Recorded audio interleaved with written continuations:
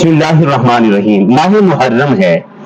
محرم کے کیے گئے گناہوں کے متعلق سوال ہوا ہے کہ توبہ کیسے کی جائے۔ گناہ تو ویسے بھی گناہ ہے، لیکن محرم کے مہینے میں گناہ، محرم چونکہ عزت والا مہینہ ہے، یہ محترم 4 مہینوں میں سے ایک محرم ہے، اس میں گناہ کبھی اور زیادہ گناہ ہونا ثابت ہو جاتا ہے۔ محرم میں ویسے تو لوگ بہت سارے گناہ کرتے ہیں، لیکن ان میں سے ایک گناہ یہ ہے کہ 10 محرم کا مثال کے طور پر روزہ رکھنے کا حکم ہے۔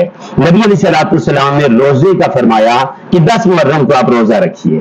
آپ صلی اللہ علیہ وسلم نے بھی روزہ رکھا، 10 کے ساتھ 11 یا 9 کو ملائیے، روزہ رکھیے۔ لیکن لوگوں نے یہ طریقہ پکڑا ہے محرم میں پکڑ کر، کوئی جا رہا ہے 10 محرم کو، 9 محرم کو، 11 محرم کو، اسلامی روزے والے دنوں میں لوگ پکڑ کر سڑکوں میں پکڑ کر زبردستی پانی پلاتے، یہ نہ بھائی روزہ توڑ، یہ نہ بھائی روزہ توڑ۔ اب اسلام روزہ رکھواتا ہے، شیطان روزہ توڑواتا ہے، تو لوگوں کو دیکھیے شیطانی کام کر رہے ہیں۔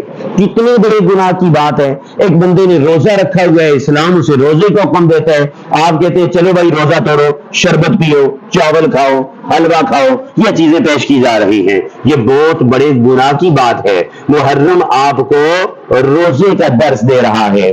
اللہ کے پیغمبر نے آپ کو محرم الحرام کے روزے کا درس دیا ہے۔ چاہے جائے کہ اس میں لوگوں کو روزے کی تبلیغ کریں، آپ ان کو پکڑ کر زبردستی گاڑیاں روک کر کہتے توڑ روزہ، کھا چاول، روزہ توڑ، پانی پی، رنگ برنگے شربت پی، یہ گناہوں کے کام ہے۔ لہذا ایک تو ہے کوئی دوسرے لوگ اگر ایسا کریں، لیکن کچھ نام نہاد اہل سنت والجماعت اپنے آپ کو سنی بھی کہنے والے ایسا کام کر رہے ہیں۔ سنیوں واضح ہو جائے، آپ کا جو بھی مکتب فکر ہے، اسلام میں 10 محرم کا روزہ ہے، 9 یا 11 محرم کا بھی اسلام میں روزہ ہے۔ ان دنوں میں لوگوں کو پکڑ کر پانی نہ پلائیں، یہ ثواب نہیں عذاب ہے۔